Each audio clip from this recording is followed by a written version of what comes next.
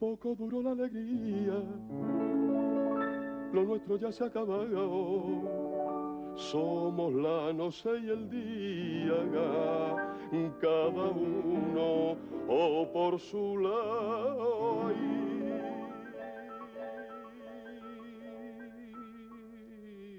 Y somos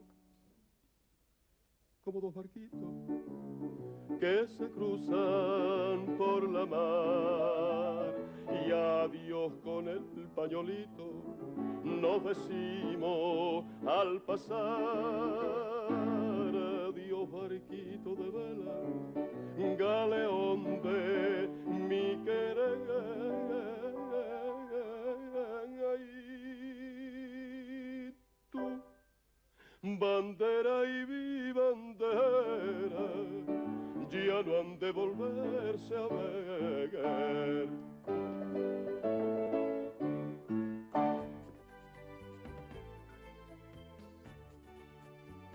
Me llamo José Sacristán Turiégano y soy actor.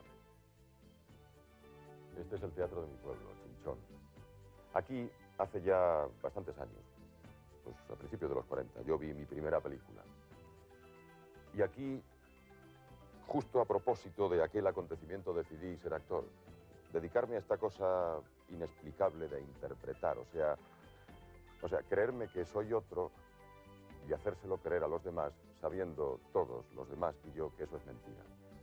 Sí, es posible que sea inexplicable, es posible que hasta sea absurdo, pero yo puedo asegurar que, al menos desde mi punto de vista, es un oficio maravilloso. ¿Qué hora es? ¿Otra vez? Es que tengo un hambre que no veo. Ya falta menos. Anda, tráete otro y a ver si llega sano. Y no estoy para nada arrepentido de estar en él. Oye, con náuseas o sin náuseas, tú serás para mí. ¡Toma! Oh, sí, ¿quién le haya mi pimpollo? Muy bien, ahí van unas friegas para abrir boca. ¡Toma, toma! ¡Canalla, sinvergüenza, Asunto, maleta! mucho cuidado con lo que dices, que te voy a quitar esa costumbre a gorrazos. Escúchame, que a mí no me insultes, que te voy a... A mi madre has dicho... Mucho cuidado. No te acerques, que te... Maldito solo. Quieto, hombre, ¿pero qué pasa? ¿Por qué la pega? Porque le da la gana. Pa' eso es mi hombre. Pasa algo. ¿Has traído eso? Sí, dame la contraseña. ¿Pero qué contraseña quieres? Soy yo, Jean-Paul Dupont. ¿No me conoces? Mira, mira, mira, mira. Chico, tú eres un espía muy raro. Hay que dar las contraseñas. Bueno. ¿La de hoy es la de la Torre Eiffel? Esa es la de ayer. Está bien. Ya. La Madelón. Le gusta mucho el vino. La Madelón. Le gusta mucho el pan. La Madelón. La diró, es que no me acuerdo bien. Madelón.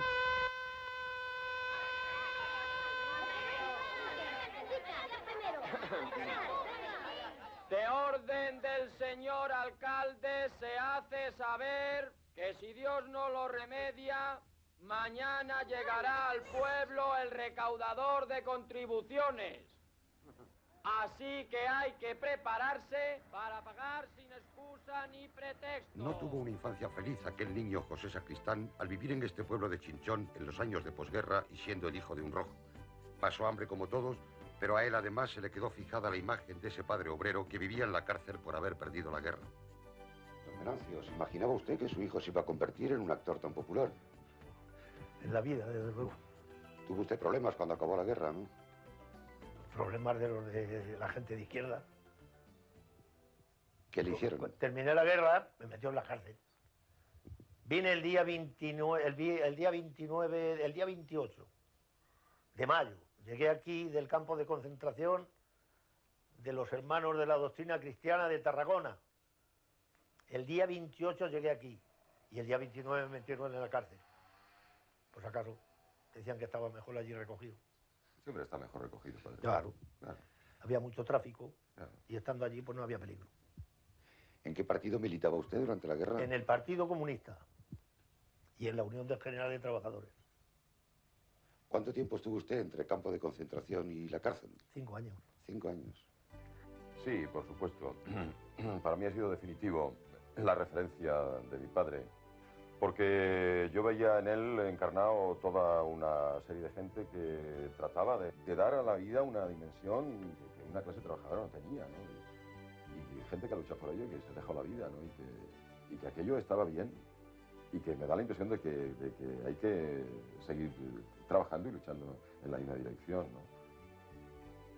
Luego supe que es que mi padre era aquel señor que yo había visto un par de veces con otros señores que estaban todos sin afeitar y con cara de mala leche, ¿no? Que estaban allí en unos sitios muy estrechos. Aquel señor le habían mandado fuera de aquellos sitios donde estaba con aquel otro señor sin afeitar y con cara de mala leche. Y no podía el hombre volver al pueblo y habían decidido que había que vivir en Madrid. Y ahí nos quedamos, en lo que se daba a llamar entonces la clásica habitación con derecho a cocina en la calle General Oraa, el número 40. ¿Y qué recuerdo os quedó de Chinchón? ¿Por qué volvisteis al cabo del tiempo a Chinchón? Yo nunca he perdido el contacto con el pueblo. Volví a los veranos, aquí ayudaba en el tío en el campo. El contacto era permanente, porque aquí quedaba mis tíos, mi abuela, primos, en fin, quedaba aquí. Aquí quedaba en realidad una forma de vida a la que no se podía optar, no se podía volver porque no dejaban. Pero la forma de vida estaba aquí, ¿no? Yo lo intuía, porque además, para un chaval en aquella época del campo al Madrid entonces, ¿no? Era terrible. O sea, yo quería volver al pueblo, pero bueno. ¿Y en Madrid trabajaba usted en un taller mecánico? Sí, a los 13 años y pico, 14 no cumplidos. Había que trabajar. Fue toda una experiencia. 7 años. Hasta que me fui a hacer el servicio militar, hasta los 20 años. ¿Y mientras tanto ningún contacto con el teatro profesional? Sí, no. Yo, pero casi desde el principio. Yo ya el gusanillo este seguía ahí haciendo de las suyas. Y yo ya iba sabiendo cada vez más que esto que a mí me pasaba se llamaba ser actor. Ya no ser artista, sino ser actor. Tras iniciarse en el teatro, fue reclamado por el cine en 1965. Dibuje usted la sección planta y alzado de la cúpula de San Pedro. ¿La cúpula de San Pedro? Don Servando, ¿quiere usted algo para Benidorm? Que se divierta.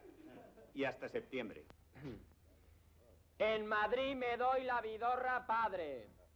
Esto va para ti, Roque. Aquí en la capital hay un mujerío. Bueno, eso no nos interesa. Al párrafo siguiente. La otra noche fui a un cabarete. ¿Un cabarete? Y salía una tía. Al siguiente. Como siga saltándose cosas, no nos enteramos. Las cosas no iban bien. No iban bien. Fui vendedor del círculo de lectores, he vendido libros a plazos. Me apunté a una editorial, a una distribuidora de editoriales clandestinas que se vendían libros de los que todos estaban prohibidos. Y bueno, sí, efectivamente, en Calígula a José María Rodero le ponían un trozo de pollo allí para aquella especie de orgía. Y José María sabía que el pollo aquel era mi cena, entonces él respetaba en algunas ocasiones aquella necesidad mía, pero cuando se metía en situación se comía el pollo y me dejaba sin cena. Pero mi cena de aquel tiempo, mis cenas de aquel tiempo fueron el pollo de Calígula, unas empanadas que nos ponían en el Caballeros de las Espuelas de Oro y las uvas de la parra del Sombrero de Tres Picos. En cuanto se hacía lo oscuro, desaparecían las uvas, las empanadas y el trozo de pollo, salvo el día que José María se había metido en situación. Lo comento muchas veces con José María y afortunadamente hoy ya eso es motivo de risa, no de otra cosa. Pero entonces trabajaba como actor, vendía libros y a pesar de todo pasaba hambre. Sí, yo me recogía los faldones del tribuno de Calígula y apuntaba a la gente a eso lo digo, no sé, del círculo de lectores. Fue una experiencia muy interesante.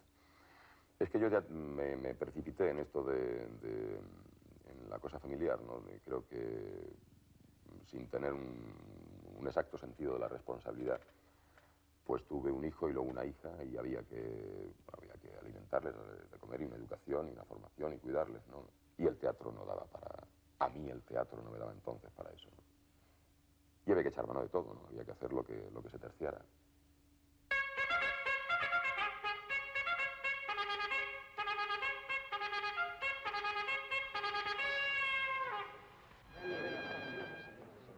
Este es el cuarto.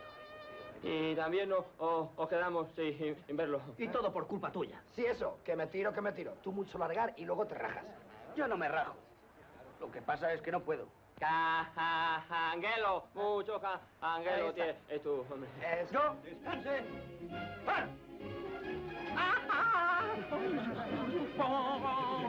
Podrías haber tenido más cuidado, ¿no? No, hombre. Ahora, y la criadera no es una acción muy niñosa, porque yo tengo alergia al polen.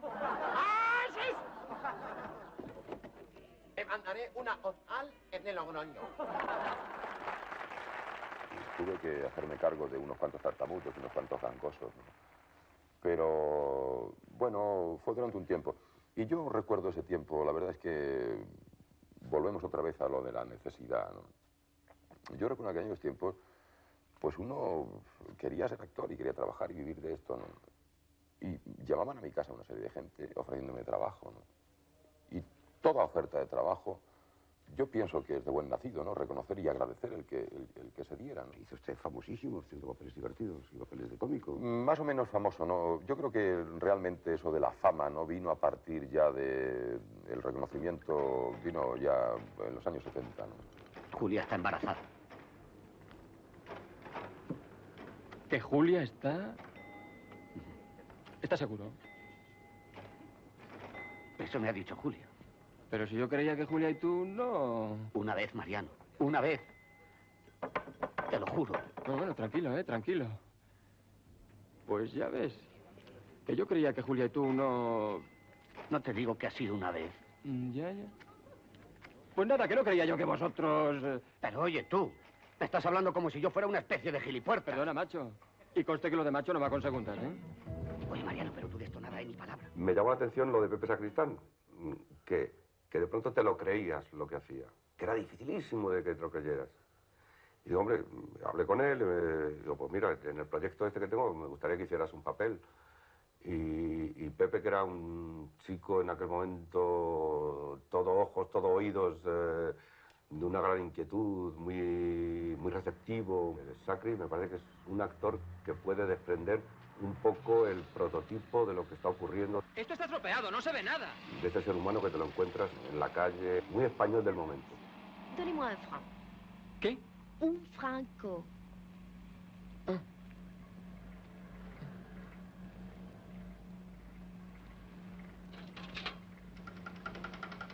Voilà. Y entonces inventamos un poco Vida conyugal sana para lanzar a Sacristán como protagonista. ¿Quiere usted mirar? No creían unos, otros sí. Yo creía ciegamente, vamos. Este chico tiene esa cosa que es tan difícil en los actores, que es que hay un momento que puedes olvidarte de que es actor. ¿Qué le pasa a esto? No funciona. ¿Sujetador? Ana, está roto. ¿Qué pasa aquí? ¿Pero es que son todos sujetadores? Pero si este mediodía funcionaba perfectamente.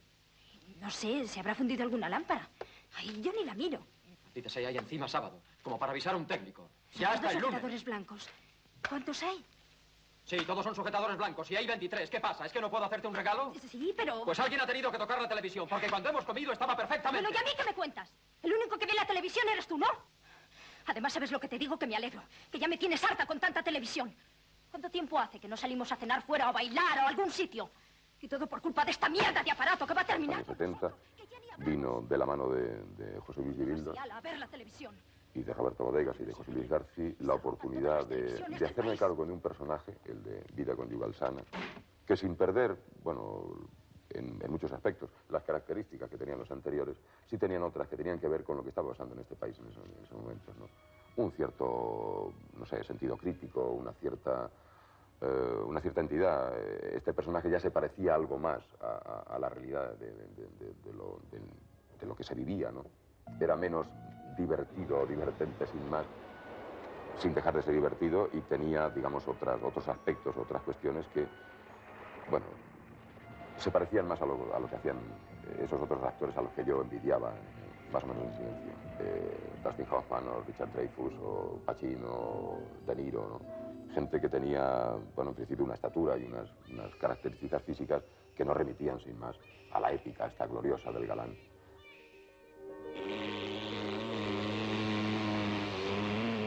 A partir de ahí yo vi ciertas posibilidades, y mira por dónde coincidió el que me fueron ofrecidas esas posibilidades con lo que entonces se dio en llamar las películas de la tercera vía. Que era una manera de no hacer películas de arte y ensayo y tampoco comerciales, sino que era... Yo creo que una manera de hacer, sin renunciar a unos principios comerciales que pienso que no hay por qué renunciar a ellos en ningún momento, ¿no?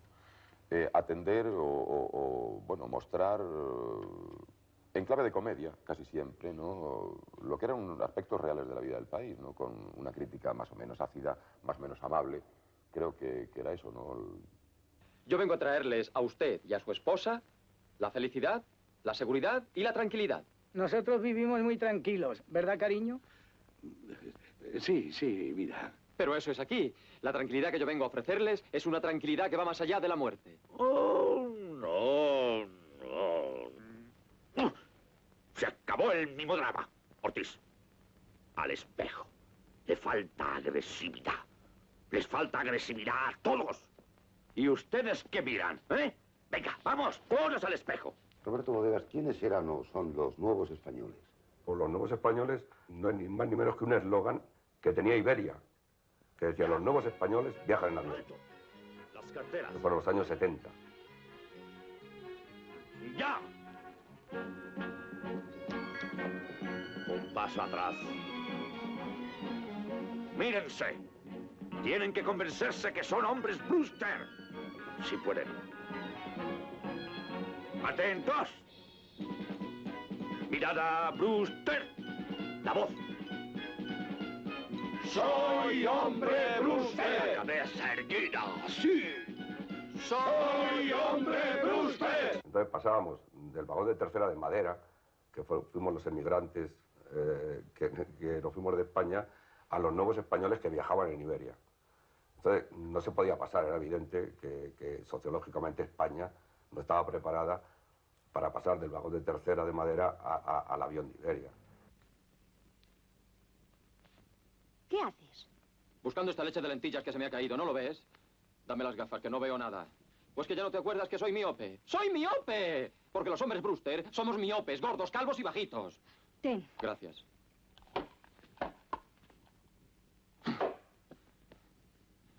De modo que... Pepe, qué ilusión. Qué sueño. Qué piso tan bonito, si parece un palacio. Qué felices vamos a ser. Y qué gente más bien debe vivir aquí. ¿Ahora qué? ¿Eh? Ahora esto es una mierda, ¿no? ¡Dilo! Si lo has dicho antes, ahora es una mierda. ¿Y ahora qué quieres? Un chalet.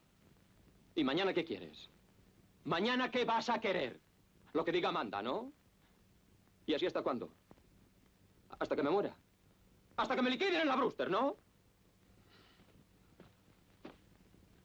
¿Tú sabes que Sinesio lo han enterrado con alzas? ¡Con alzas! Porque por lo visto los muertos Brewster tienen que ser también los mejores muertos. Pues óyeme, cuando me muera, que va a ser muy pronto, yo también quiero que me entierren con lentillas. Y si no sin lentillas, para no ver a nadie, porque estoy harto. Harto de ti, de la casa y de la Brewster. Lo que importaba era contar una historia. Esa historia tenía en sí misma implícito un mensaje, que duda cabe. Pero que el mensaje se tradujera, se desprendiera a partir de que aquello era contado por unos seres humanos a los que les pasaban unas cosas. Y que en primera instancia estuviera el ser humano. No el arquetipo, el prototipo, el paratipo, el desdetipo, lo que fuera, ¿no? Sino que fueran seres humanos perfectamente reconocibles. Que sufrían, gozaban, les pasaban unas cosas. Y que esas cosas que pasaban, indudablemente, que duda cabe, eran consecuencia de una circunstancia determinada. Eso implicaba algún mensaje. Pero que en primera línea, la premisa previa no era, el enunciado previo no era el mensaje. Era contar una historia de unos personajes. Y que, por supuesto, que de esa historia se desprendía un mensaje y no otro. ¿Qué quería usted que la gente supiera? Había una urgencia entonces, que era la libertad, puñeta. Era eso, oxigenarse, era abrirse, era desprejuiciarse, era desinhibirse, era volver a tratar de eso, de llamar las cosas por su nombre, ¿no? De que ya estaba bien de cinismos y de falacias y de triunfalismos y de cosas por el estilo, ¿no? Había como una necesidad de reducir las cosas a su auténtica dimensión, ¿no? Y reducirlas por un lado y engrandecerlas por otro, ¿no? Pero que había unas cosas engrandecidas artificiosamente o artificialmente y había otras cosas vilipendiadas y manipuladas en sentido contrario, ¿no?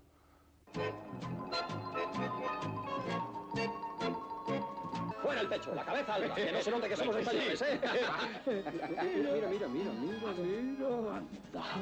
¡Qué largas son! Fíjate. Ya. Anda, pregúntale a alguien. ¿Yo qué voy a preguntar eso? Pregúntalo tú. Anda, ¿qué más da? Perdón, monsieur, ¿vous serez cochon? Cochon ton père. ¿Qué? ¿Qué te ha dicho? No sé qué de mi padre. Dejadme a mí. Écoutez, monsieur, no som español. Ya, como estos, hambrientos sexuales celtibéricos. Ah, entonces usted no viene por lo del tomate. No, señor, yo vengo a ver arte. Lo que se plantea en esta película es la decadencia sociopolítica de una época que se ahoga en su propia mierda. Vámonos, que esta no es la nuestra. En aquellos momentos, para mí, seguía siendo la aventura de ser actor lo más importante. Y por supuesto que tenía un criterio y una manera de pensar, a propósito del cine y a propósito de la vida. Pero estaban las películas y estaban la gente que me la ofrecían, ¿no? Y estaban mis compañeros de trabajo por encima de todo. Entonces, las consideraciones venían después, ¿no? Quiero decir con esto que, por supuesto, que yo pensaba de la misma manera que pensabais vosotros, pero para mí aquello era una película más, era una posibilidad de seguir aprendiendo y de seguir trabajando y de seguir estando en esto que uno había elegido, ¿no? Perdónala, oh magno emperador. Ella es el báculo de mi vejez.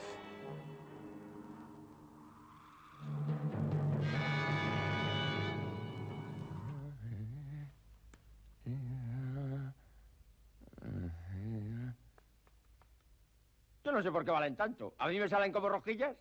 1, 2, 3, 4, 5, 6, 7 y 8. Un momento. Menos el 25% de representación. Impuesto de liberaciones. Renovación de empresas y el crédito centesimal te quedan 3.000 pesetas. Oye, que cada vez me queda menos. La reclamación es al Ministerio de Trabajo. ¿O es que no te fías de mí? ¡Dilo! ¡Qué desilusión! ¡Qué desilusión! ¡Qué forma de mirar a la gente! ¡Qué manera de ir pidiendo guerra! He visto en ti la lascivia más... Y esa forma de moverte provocando... ¡Provocando! ¡Un jamón! Yo soy un racial español y ahora va a ver usted lo que es bueno. No, por favor, sus ahogos, Ataulfo. Aunque me asfixie, yo muero con las botas puestas, colega. No, por favor, Ataulfo. Bueno, está bien.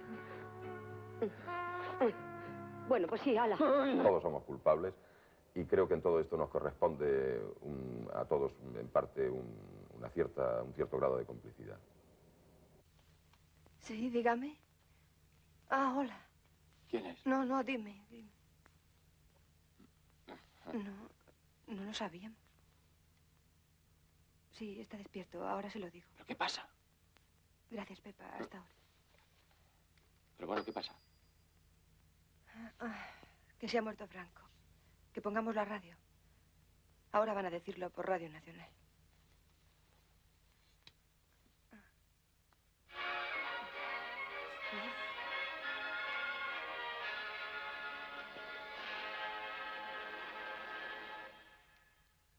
Atención, españoles. Habla el ministro de Información y Turismo, don León Herrera y Esteban. Con profundo sentimiento doy lectura al comunicado siguiente. Día 20 de noviembre de 1975. Las casas civil y militar informan a las 5:25 horas que, según comunican los médicos de turno, Su Excelencia el Generalísimo acaba de fallecer por parada cardíaca como final del curso de su shock tóxico por peritonitis. Posteriormente será facilitado un comunicado médico detallado por el equipo que ha...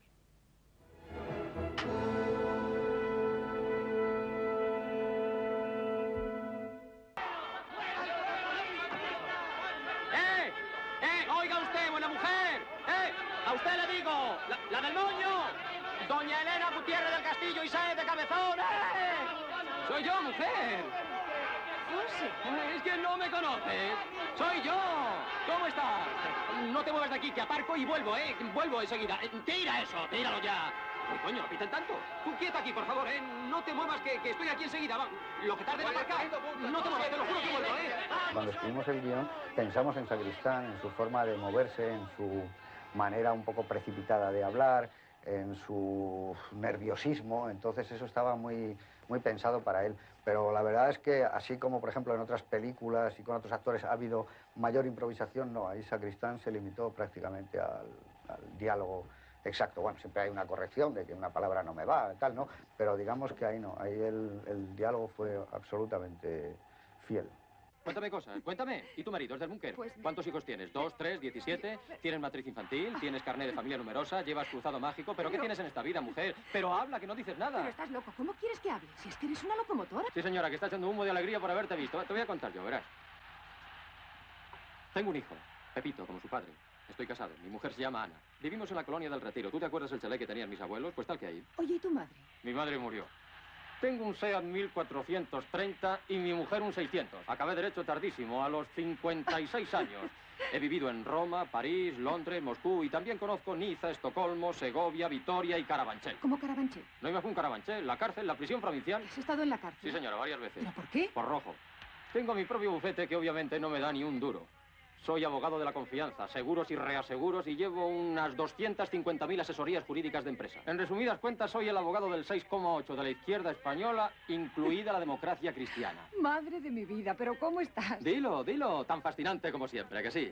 La película era Sacristán desde el primer fotograma al último y le sirvió sobre todo para encasillarle en un tipo de español distinto al español medio que él venía trabajando en otras comedias con Alfredo, en otras producciones con el cine más de comedia que se hacía entonces. Aquí cogió una actitud un poco más seria. Nos han robado tantas cosas.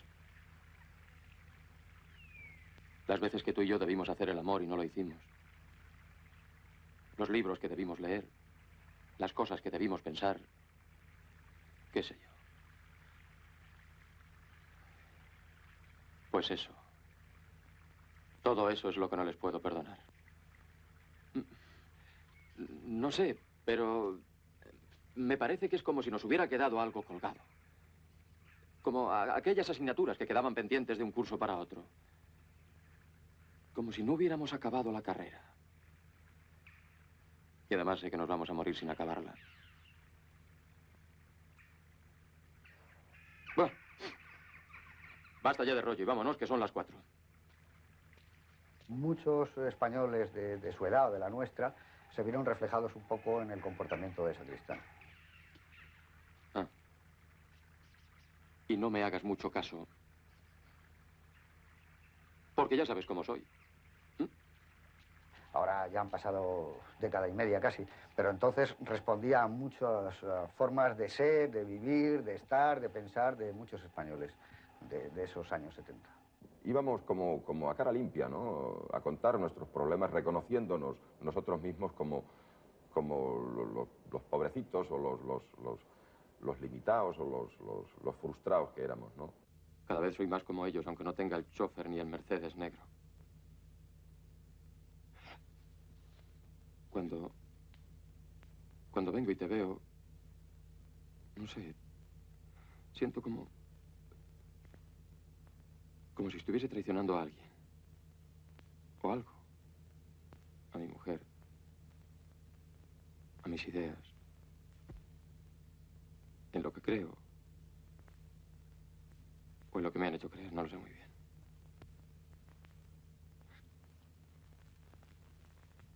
Creo que no te quiero, Elena.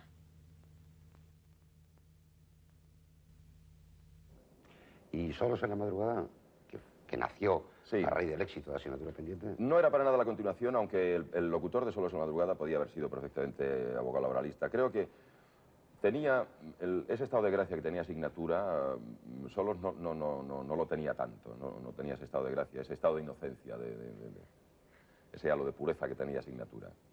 Pero sí tenía, creo que es una película mejor contada, el personaje era mucho más coherente, era mucho más... Sí tenía ya el valor, al menos, de verbalizar las cosas.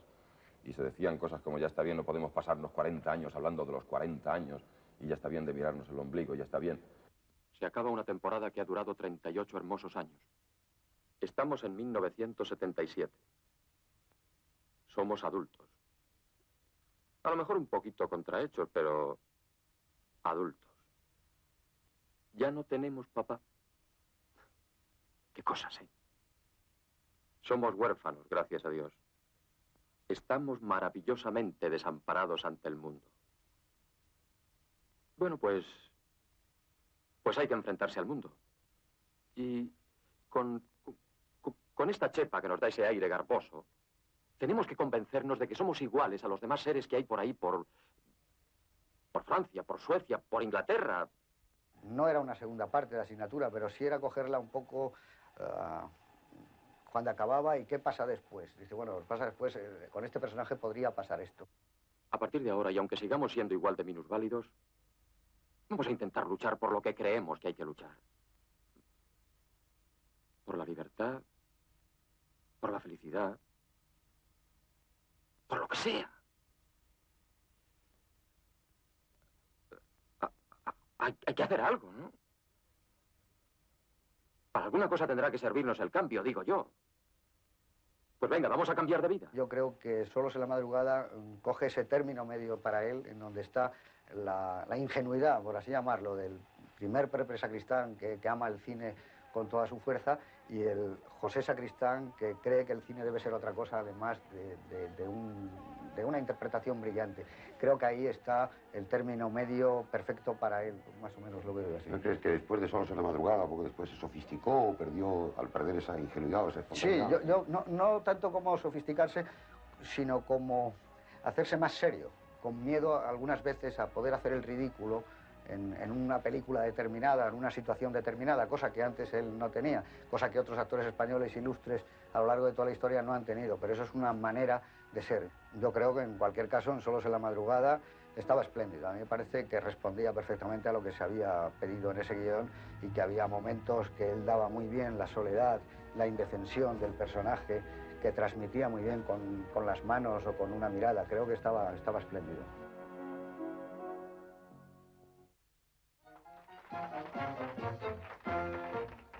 Soy Margola Plomas, soy la gran pebeta, la que aquellas noches de farra y licor compadreaba en luna con el camiseta, vive milonguero como no había dos.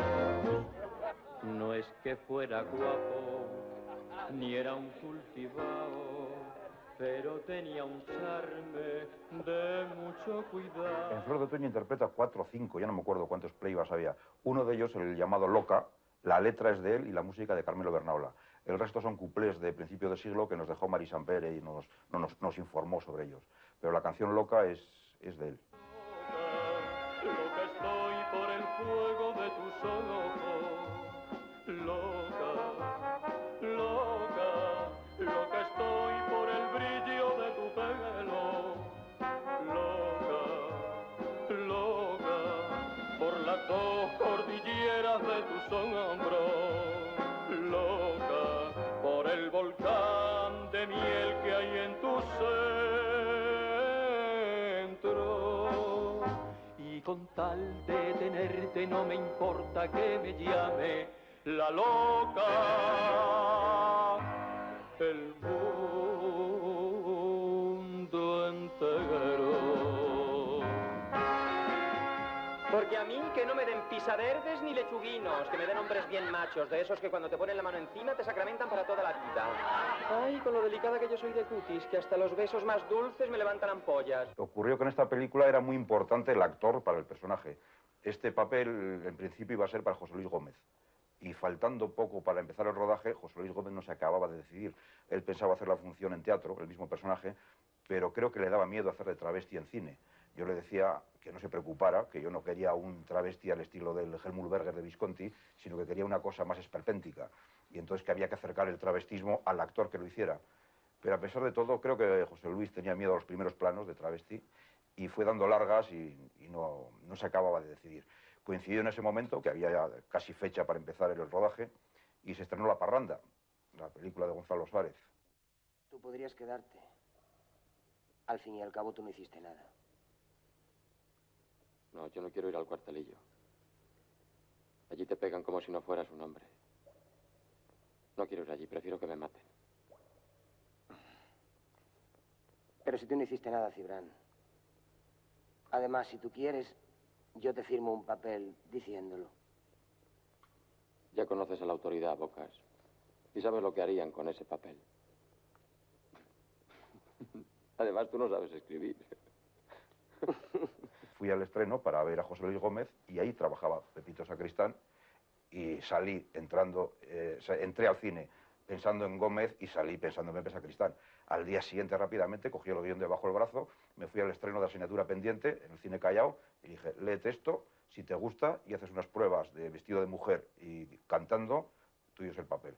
Lo leyó, me dijo que era un papel como para matar por hacerlo y que estaba dispuesta a todo tipo de pruebas. En vista de lo cual, unos días después, lo citamos en Cinearte, lo vestimos de lagarterana, o de no se sabe qué, lo vestimos, lo maquillamos, intentamos corregir su nariz para mejorar un poco y tal. Decidimos que la nariz de Pepe era perfecta y que no había que poner la respingona, cosa que ni en Lourdes podían conseguirlo. Y el tío hizo una brillante interpretación y el papel fue para él.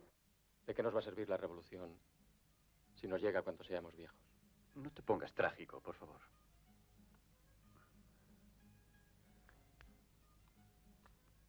10 años.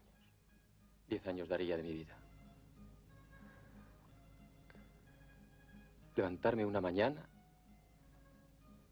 y encontrarme con la libertad. ¿Te imaginas? ¿Poder ser yo mismo las 24 horas del día? ¿También delante de tu madre? No, eso no. Aunque... ¿por qué no? Quizá se acostumbraría. Y hasta... se sentiría orgullosa de su flor de otoño. ¿Pero qué te pasa esta noche? Anda, acaba de arreglarte.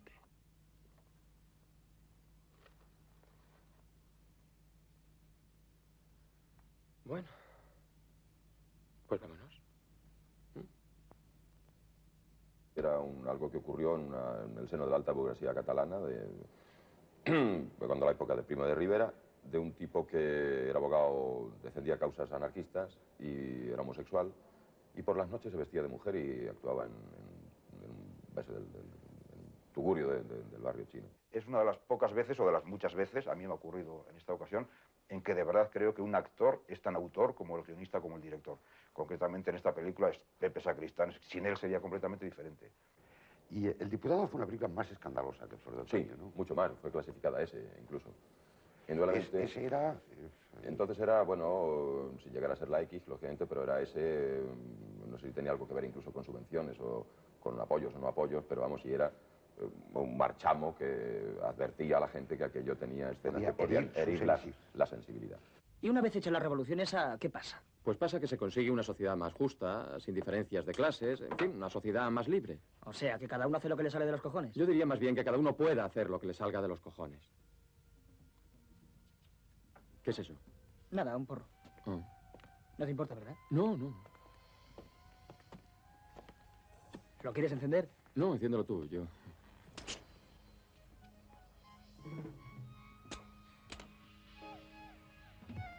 Toma. Te advierto que yo nunca he fumado de esto, ¿eh? Pues ya va siendo hora de que lo pruebes. Era una historia más fuerte, ¿no? Más fuerte de fondo no, pero sí mostrada formalmente de una manera menos pudorosa. Pues no siento nada.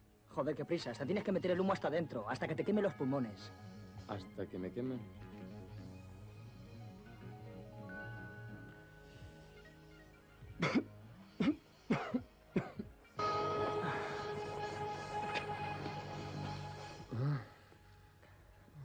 Esto ya se ha acabado. Si quieres hago otro, pero nos hemos fumado 4 y yo tengo un pedo ya que... Pues anda que yo. ¡Ay! ¡Ay, tío, que va a hacer daño! ¡Ay! ¿Y tenía que ver también con algún hecho real? Parece ser que no. Hubo en su momento la sospecha de que... Pero no, eso hubiera sido reducir la historia, resumirla, ¿no? No tenía nada que ver. Había unas coincidencias, parece ser, unas coincidencias, pero totalmente casuales. Que la figura del diputado era un personaje dramático que en sí mismo tenía una entidad que no había por qué remitir a una figura pública, para nada.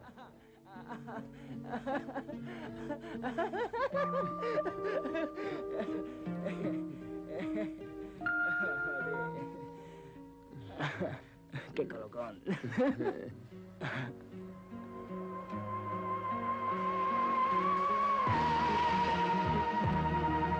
Mañana piensan elegirte secretario general.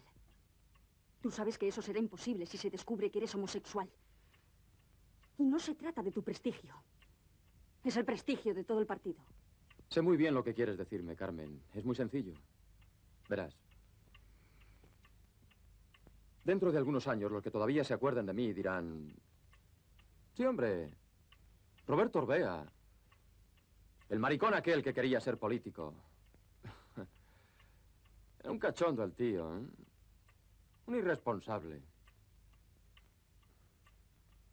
Tú te marcharás, harta ya de todo este juego y de haber sacrificado los mejores años de tu vida para nada o para casi nada.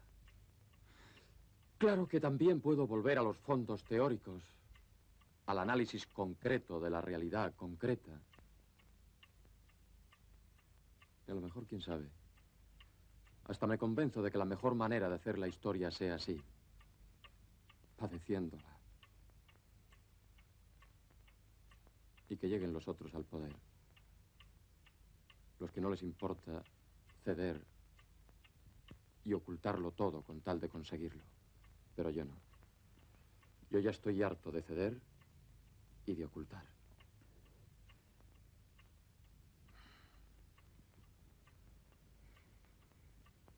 Yo soy un profesional de esto, por supuesto que tengo una manera de pensar y que dentro de la oferta, de las opciones de trabajo que tengo, procuro elegir. Un día este público puede ocurrir que a mí no me llame nadie a trabajar, ¿no? Y nadie va a salir a la calle pidiendo, con pancartas, pidiendo que yo... Esto lo sabemos el público y yo. Yo el primero, por supuesto, es mi obligación.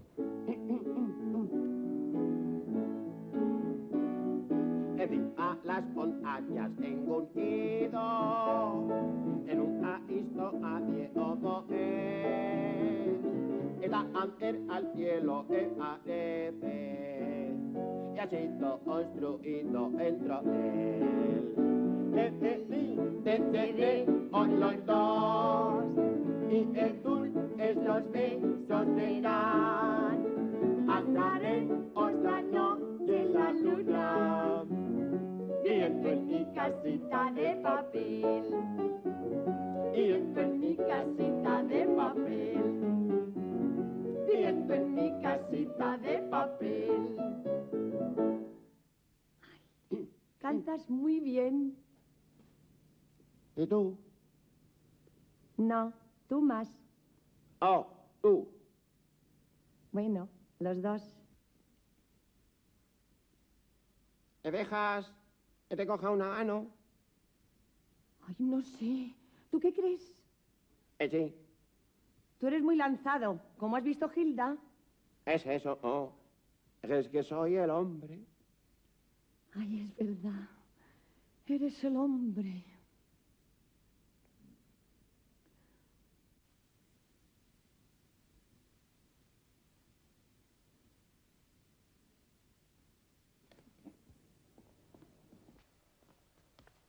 Tú.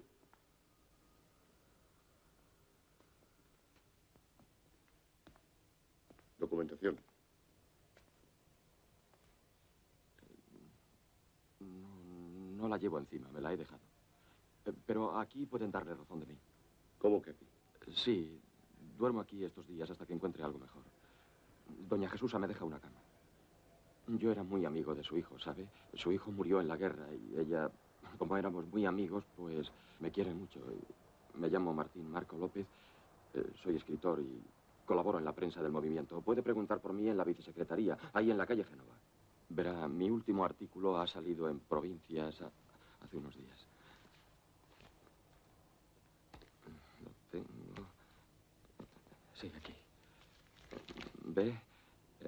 Razones de la permanencia espiritual de Isabel la Católica. Y aquí abajo mi nombre, Martín ¿Dónde Marco. vayas a dormir?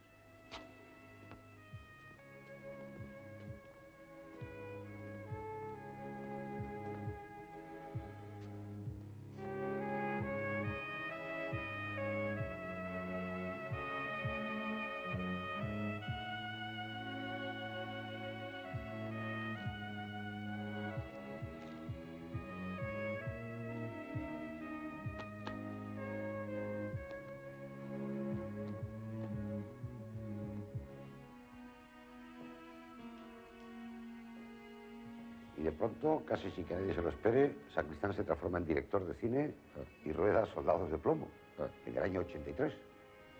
Soldados de Plomo era la historia de alguien que trataba de recuperar un poco el sitio, un sitio que dejó, no tanto que perdió, sino que dejó.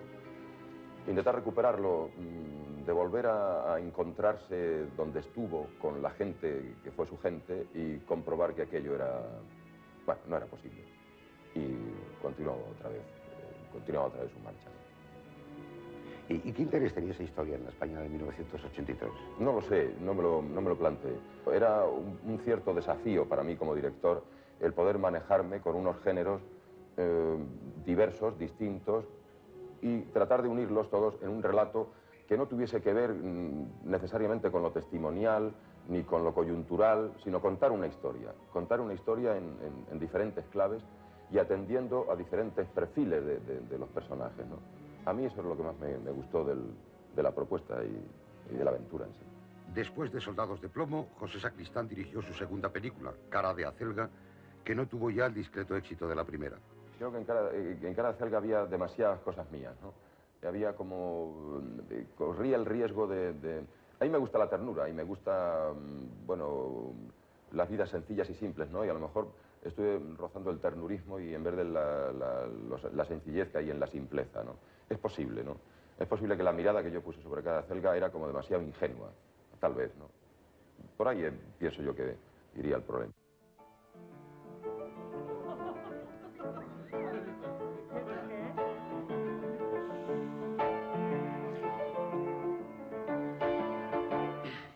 Donde te lleve la suerte, será un barco perdido. Tengo que volver a verte, llorando y arrepentido.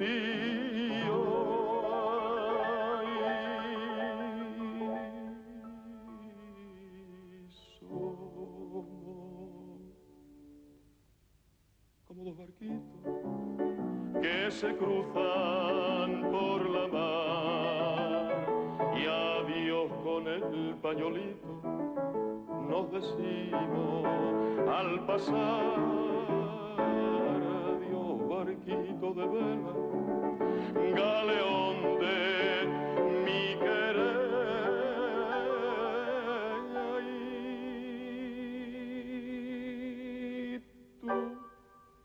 Tu bandera y mi bandera ya no han de volverse a ver.